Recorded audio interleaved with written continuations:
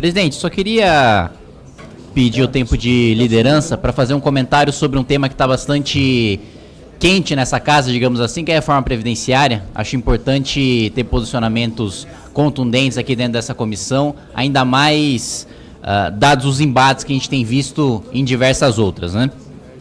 Primeiro eu gostaria de colocar, presidente, que existe um mito circulando, tanto no plenário como na imprensa, de que supostamente a Previdência seria deficitária, mas a Seguridade não, né? Ora, todos nós deputados sabemos que a Seguridade Social é formada por um tripé, né, de Previdência Social, de Previdência Social, de Assistência e Saúde, né? É uma mentira, porque mesmo o próprio sistema de Seguridade Social, o próprio tripé, não se fecha a conta, mas ainda que fosse verdade, presidente, eu não entendo qual seria a proposta. Porque se a Previdência, a gente parte da premissa de que a Previdência é deficitária e de que a Seguridade não é, então a gente tiraria dinheiro da assistência social ou da saúde para cobrir o rombo previdenciário. O que a gente faria? A gente jogaria basicamente quem hoje está na maca do SUS, quem hoje está numa UTI para cobrir o rombo previdenciário, ou a gente tiraria dinheiro do Bolsa Família, da assistência ou da LOAS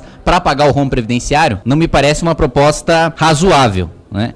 E mais do que isso, o debate tem se centrado muito em relação aos impactos dessa reforma nos mais pobres, né? E fato é que o texto da nova Previdência, como foi enviado pelo secretário Rogério Marinho e pelo ministro Paulo Guedes, reduz a alíquota de contribuição para os mais pobres, que passa de 8% para 7,5%. Ou seja, em termos de alíquota, os mais pobres estão sendo beneficiados, já aqueles que ganham mais estão pagando mais, como devem pagar, como todos nós, deputados, senadores, como juízes, promotores, ministros, todos devem pagar a mais, porque recebem mais e posteriormente se aposentam com benefício que é incompatível com a sua contribuição. E o outro ponto que também é importante ressaltar, se fala muito que a economia de 1 trilhão e 100 bilhões de reais seria uma economia tirada dos mais pobres, seria uma economia que prejudicaria os mais pobres. Mas fato é que esse 1 trilhão e 100 bilhões de reais está sendo economizado da Previdência justamente para servir aos serviços essenciais que devem ser prestados pelo Estado, para servir, por exemplo,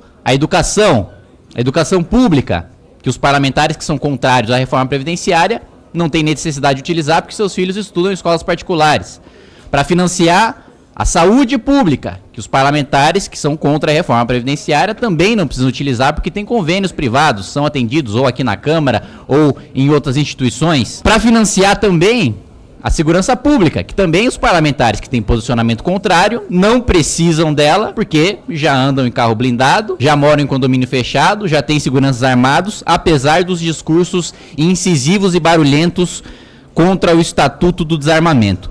Me parece, presidente, que na verdade se trata de um discurso simplesmente de utilizar os mais pobres como escudo para proteger os próprios privilégios. Porque o seu João, a dona Maria, o cara que trabalha a vida inteira recebendo salário mínimo, se aposenta com salário mínimo, esse cara vai ser beneficiado. Ele vai poder receber o benefício antes, aos 60 anos, quando hoje só receberia aos 65. E mais, a alíquota de contribuição dele vai ser menor. E mais, a alíquota daqueles que hoje se financiam com o dinheiro desse que recebe um salário mínimo, e todo mundo aqui sabe que o imposto é baseado no consumo, não na renda e não no patrimônio, o que faz com que os pobres proporcionalmente paguem mais imposto. É o mais pobre que tem que tirar uma fatia maior do seu salário para pagar arroz, feijão, papel higiênico, roupa, comida, o que quer que seja. Quando a Previdência dá prejuízo, a gente precisa tirar dinheiro do Tesouro. E Tesouro é um nome carinhoso que nós damos pro dinheiro do pagador de imposto.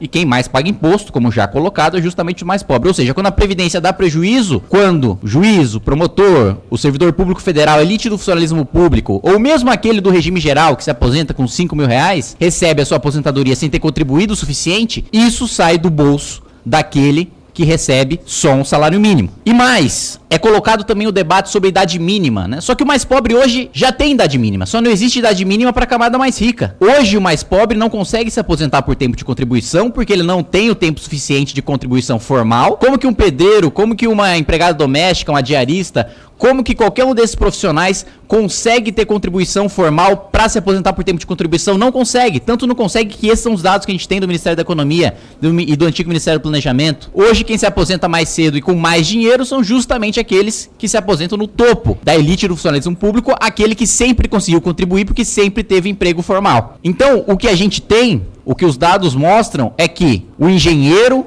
aquele que dirige a obra, se aposenta antes e ganhando mais do que o pedreiro, e o pedreiro é obrigado a financiar a aposentadoria desse engenheiro porque a conta não fecha. Da mesma maneira, diversas outras categorias que estão em posições de comando, que se aposentam mais cedo, com o dinheiro dos seus subordinados que recebem um salário mínimo ou um pouco mais. Outro argumento que é colocado é em relação à aposentadoria rural. Não, a aposentadoria rural vai acabar, o governo quer acabar com a aposentadoria rural, quer acabar com o agricultor, quer prejudicar o agricultor.